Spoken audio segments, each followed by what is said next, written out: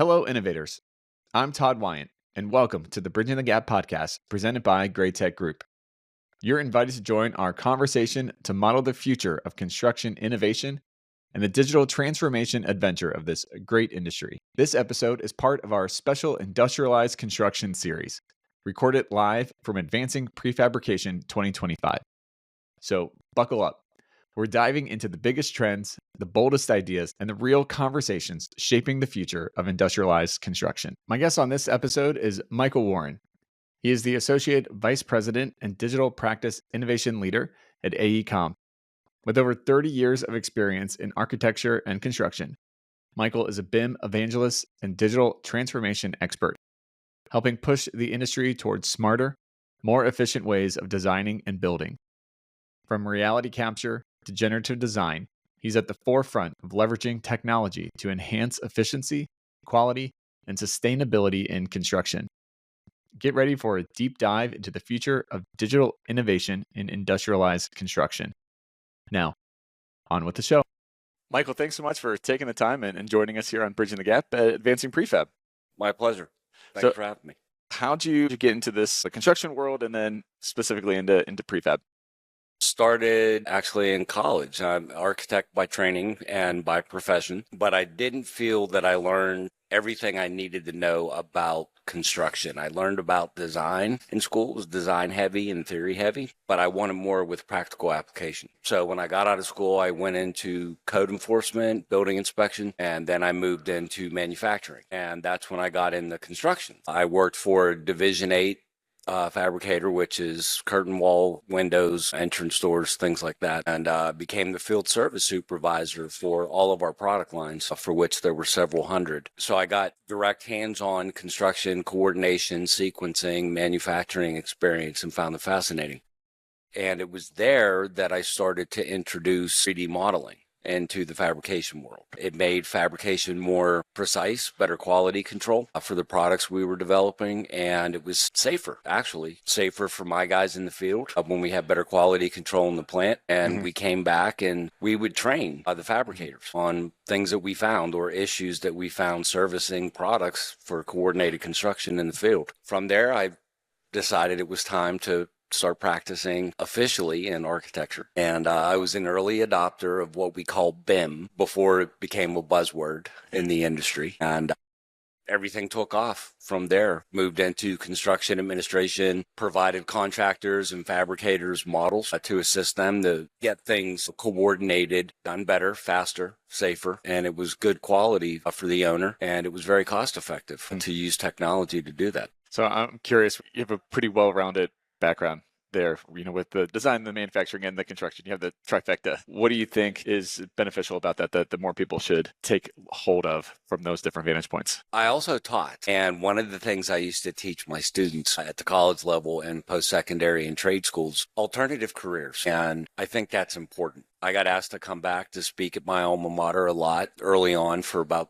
10, 12 years after I graduated because of those alternative careers. The insight, means and methods, constructability analysis. I was able to teach them and expand their horizons. And again, with the advent of 3D modeling, and then it started getting taught at university levels to architects and mechanical designers, structural engineers. A lot of students took up on it. That was when Disney started making CGI movies and Pixar and other things. And what I was finding was a lot of students were gravitating towards that industry, media and entertainment, because it was fun. You could explore. It was interesting seeing them design things that theoretically could never be built. But, the imagination runs wild. So I encourage that. But it was through that, and I'll be speaking about that here later this morning. We envision things as designers where the contractors get it and they're like, this can't be built. Or it's going to cost a lot of money to do this. What were you thinking? And that's the art side compared to the science and engineering side of construction. So it's a little fascinating when I think about all of that blending together. Moved into professional speaking now because of all those interesting career choices. So it's been 32 years, I guess. And I tell people it's not 1 year repeated 32 times, 32 years of actual experience and growth. That's awesome. One of the things that's I'm thinking of what you were just talking there is, on the design side, you have the more creative, the artsy side, the imagination running wild, and then on the practicality side for the construction, you have the more the practical nature side of that. But they need each other. It's a yin and a yang that for sure needs each other. And so, how can architects get a little more practical, and how can construction get a little more imaginative?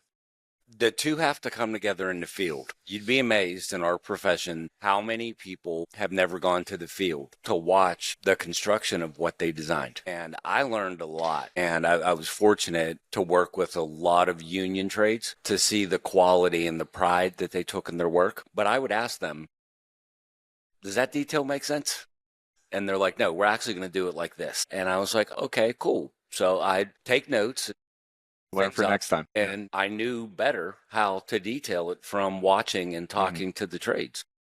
Makes sense. Simple ask the question, go have the kind of that natural curiosity. They loved it. And as technology advanced, it was great because I could take a tablet with me in the field, open the model, make the adjustments after talking to the contractors, and then get them a clearer picture of what the intent was. But now it was more detailed and it was programmatic. They loved it. The owners loved it. Eliminated change orders. Sure. Eliminated RFIs. So it's that collaboration that has to happen. And I think too often the two sides are adversarial to each other because, well, that's just the way it's always been. So if you look at older drawings from 1900s and before that, huge cathedrals were being done with 10 pages of drawings. The intent was there. It was clear. Then BIM comes along and now you have tens of thousands of drawings just because you can and you can produce them, but are they really telling the story? Yeah. So, you have this information bloat, and I'd say 60%, 65% of what goes in those documents doesn't get looked at. Yeah. So why information overload? So I thought and was creative. I don't know, if you played with Lego bricks. Of course.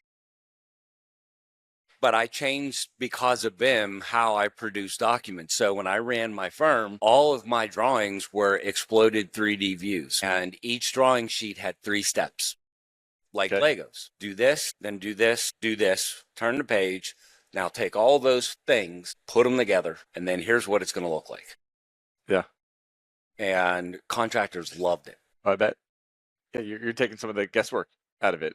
It was clear. Yeah. I mean, to them, they could see the order of the parts and they didn't have to guess. It's on a plan, and now I got to go flip 400 sheets to find the section or the detail. And then I got to flip a couple hundred more sheets because the way documents are organized to get a schedule, to actually get the information that I need. And then I got to go over here and read a spec book to find out what it is that I'm actually supposed to do. I eliminated all that. I took the specs, put them on the drawing, and they were clear. So instead of having 60 pages of technical information, I would drill it down to 3 sections to get things executed. So it was simple. Everything was clear, cut and dry. And as I said, the contracting industry, they loved it. Every contractor that I worked with was like, this is awesome.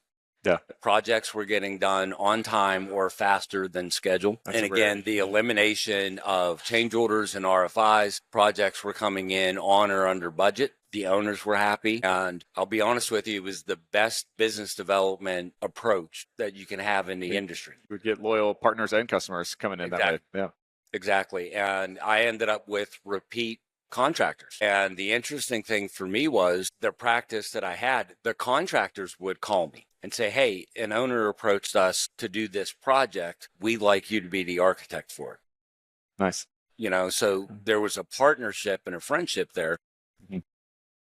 And working with a lot of the trade associations, like the master builders, I had a great relationship with them through the Institute of Architects that I belong to. And I would speak to them and learn from them. And we would share information, and I would teach them about BIM and how they could fabricate things faster and better. And then LiDAR showed up.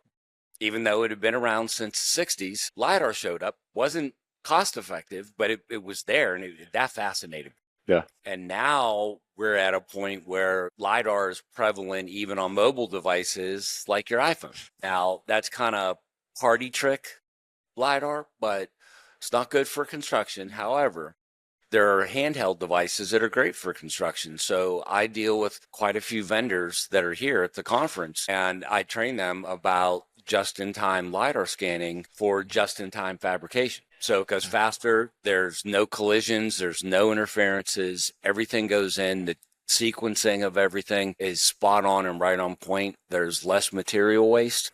It's safer, things are precise, and that even accelerated construction and quality a great deal. So what I do now, the full practice of how we work at AECOM is we start with reality capture all the way through for asset management and operations and maintenance, and it's a whole digital life cycle. Let's drill into that a bit more. We were talking about some of the inefficiencies there. How can, of traditional kind of design build methods, how can prefab come in and help eliminate some of that inefficiency? Again, quality, it starts with quality. And there's enough robotic machinery out now that you can get better tolerances. And as I said, reduce waste and better quantification and purchasing of materials and things like that. I mean, if you ever watched people bend conduit or pipe and then thread pipe in the field, it's dangerous. There's a lot of waste. Sure. Sometimes you end up with bends that are not consistent, or they crimp and they pinch. Now you're running, various gauges of wire and other things through the pipe, and it doesn't make the bend because it's pinched and crimped. But now there's technology where the bend is smooth and continuous all the way along the run. All of that, 4-6 inch pipe, that inside diameter stays intact all the way through. Pretty cool. Yeah, there's some great tech in there. So on the workforce development side, kind of shifting gears here some, how can we do a better job of bringing people into the industry? With it's a very different industry than what it was even 5-10 years ago. How do we get that message out to get people interested in construction? I saw a very interesting video a couple days ago. Okay, I'm going to share it with you. A friend of mine, again, he's part of the outreach program for the master builders in Pennsylvania, and he sent me a video where they were interviewing a child, and they asked the child, what do you want to do, when you grow up? And he goes, I want to do construction, and actually I want to be a plumber. Yeah. And they're like, okay, this kid was 10. And they're like, well, why's that? And he said, well, we had some issues at the house, and my mom had to call a plumber. And the plumber came and fixed everything, and he was only there for an hour. But my mom was complaining because she paid him $750 for an hour's worth of work.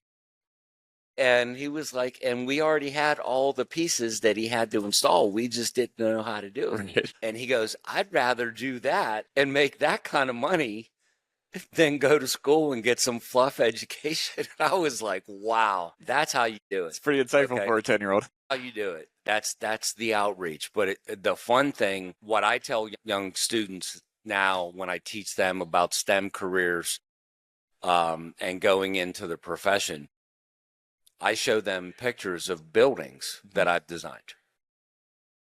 And I'm like, what's cool about that? I did that 20 years ago. It's still there. And they'd raise their hand. We drive past that all the time. You did that? And it's like, yeah. It's the coolest feeling in the world. Yeah. Right? Legacy. And I drive past, my kids will get so frustrated. I have 4 kids. And every time we would drive around, I'm originally from Pittsburgh, we would drive somewhere. They ended up getting tired of me pointing out the window and saying, hey, guys, Daddy designed that. Yeah. And so, we would go sometimes past places, and I would just keep doing it because I was just like so proud to share with my family. And they're like, we know, Dad, we know. You've already told us about it. It's like, okay, I'm sorry. It's fascinating because my kids didn't go into the arts or things technical, but now they're very fascinated by it.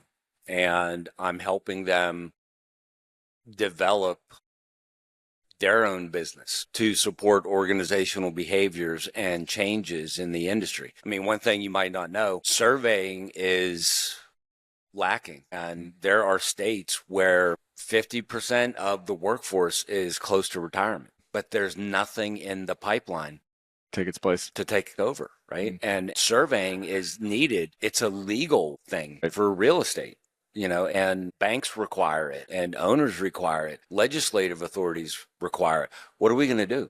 How are we going to get trained, licensed surveyors? Right? It's a pretty lucrative career. And I told people at some conferences, I'm like, why don't you start to advertise what people can start at salary wise, but also tell them about, travel and being outside, even the shortcomings, right? Because those guys go out in some of the most horrendous conditions to get their work done. And I'm in transportation now. And you see surveyors all over the road on the highway, and unfortunately, sometimes people don't slow down or pay attention and someone gets hurt or, unfortunately, loss of life. But when you start to look at the beginning side of, starts with survey or LiDAR scanning, reality capture, it's going away, right? But now with like drone technology and photogrammetry, you see kids flying drones all the time. They understand this stuff. Okay, get your FAA license, right? Go, as soon as you turn 16, go get that license, right? And then become a certified drone pilot and go do photogrammetry, right? And get LiDAR based on payload and stuff like that. It's second nature. A technology is second nature and has been. I'd say it started with Gen X, which I am, and everybody after us, it's just second nature, right? I had to ask my kids. My mobile phone, my first intelligent mobile phone, not the Motorola StarTech, the flip phone, the original one. I'd ask my kids, I'm like, how do I do this? And they would just know. They're like, come on, Dad, you're a tech geek, you're a nerd. How do you not know how to? I'm like, there's no book. There's no instructions here. Yeah. So I'm trying to figure out how to make these. And like I said, it was just second nature to them. When you grow up, your first language essentially is all the digital apps and everything like that. So it makes a big difference for sure. So at Advancing Prefab here, any main takeaways so far from the conference? Again, just the advances in technology. The companies that are in there are striving to deliver better quality, first and foremost. They're striving to do it more efficiently. I'm not going to say faster, but more efficiently. They're striving to do it in a safer manner, but they're also striving towards sustainability and sustainability practices, Sure. reducing or eliminating unnecessary waste. Eliminating huge loads of steel and just tons and tons of steel that is sitting somewhere until it's time to use it. They're getting more creative in prefabbing these things and having them delivered, and a lot of it gets installed in the same day. That's incredible. That wasn't happening, 15, 20 years ago. Yeah, the material waste really gets solved a lot, and then the time waste gets solved a lot with coming into prefab. Yeah, prefabrication is key. And as I said, the biggest thing to me is better quality. For sure. So as we start to land the plane here, a couple rapid fire questions for you. What is the phrase modeling the future? What does that mean and can bring up in your mind?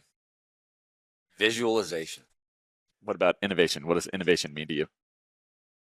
That's a good one. I'll be talking about that again this morning at my presentation, what it takes to be an innovator. The industry, a lot of people like to say, you're a rock star and stuff like that. Now they have commercials out, you're a rock star, come on. Innovation is about using the mind. And to me, everyone's like so afraid or fascinated by artificial intelligence and machine learning, and they see it as some kind of threat. And you hear people talk about, I'm going to lose my job because of robotics and AI. And I'm like, your brain's still the best computer and the best artificial intelligence ever. Nothing matches it. Sure. And I tell them, you innovate in your sleep. Do you get up and write down what you dreamt about? Those dreams are the culmination of all your experiences subconsciously coming together and branding new ideas. That's innovation. For sure. And innovation for a lot of our technology now started in 1920s with science fiction. And I spoke about that. There were visionaries, futurists that envisioned one day these things are going to be there, and they write about them. Look at Star Trek, the original Star Trek, right? The communicator. It became the mobile phone. Yeah. That's pretty cool. there's pay attention to other industries and what they do. And science fiction is a great place to start because it expands your mind and allows you to get creative and imaginative and really push the limits. And technology does that. Yeah, more than agree. On the AI front, I see it as the promise of AI is really to unleash the creativity of the human mind because it takes away the noise and the clutter of stuff that, let's face it, we're not good at crunching a whole bunch of data and you know, figuring out, reading 400 pages of information and processing it all in the blink of an eye. That's what AI is meant for. It's what it's really good at. Let it do that, and then the person comes into the equation, looks at the bullets and the findings, and is able to use some critical thinking and reason it out to draw the conclusions. AI isn't going to tell you that. It's just going to say, here's what the data is saying and here's where it is. It's up to the person to then come up with the best case solution from it. People have to learn how to ask questions. Sure. As I train people on prompting AI solutions, I'm like, give me a question. What are you looking for? And they tell me, and I go put it in, and then they see limited results. And I'm like, how about we rephrase that question and add a couple adjectives and verbs and, some action items to what you're prompting about? Then they would see this litany of information show up. And I'm like, just ask the right question and the sky's the limit from there. So we have a joke at AECOM, prompt the prompt is what we tell people. So we'll use AI to delve deeper into an AI solution. So it'll generate something for us, and then we'll take that or drill down inside what it provides and prompt it back against itself. It's smart. I mean, there's degrees now coming online of just that, of being able to be an AI prompter. That's a whole degree course now, which is, who would have thought that would be the case a couple of years ago? And that's innovation right there. Somebody saw an opportunity and ran with it. For sure. Well, how do people find out more information and connect with you? LinkedIn is the best source. I go there multiple times a day, every day. Michael Warren Sr. or Michael Warren AECOM, it'll be the first name that pops up because, again, with AI, I get prompted that much. I was at some functions last night dealing with some of the vendors, and they're like, how do we connect? I'm like, the best way is just LinkedIn, right? And they're like, okay. I said, it's professional and everything. And they'd start like just Michael. They type Michael, and it would just, first thing that will pop up, Michael Warren. And I'm like, that's me. And they're like, that's crazy. I'm like, yeah, I know, but it's cool. Yeah, for sure. So I get probably 50, 60 new contacts every week. Nice. Awesome. And with travel, it's nice, because I travel a lot for clients and business. But like I said, I do a lot of conference and trade show presentations. And, there's a QR code that I use. And I'm like, hey, if you want to get in touch or follow up or you want information, you want to talk, just scan that and make the connection and, send me a message and say, hey, we met at this conference. Let's continue to communicate. And I'm open to that. It's like a little side career almost, but it's gotten me into mentoring a lot with young professionals that want to get into the AEC industry. That's awesome. Very cool. It's very cool and it's inspiring, but that's the best way. Like kind of how we met. It's true. LinkedIn. And I love LinkedIn as well too. Well, final question for you, Michael. If I could give you all construction power, you could snap your fingers and innovate one thing.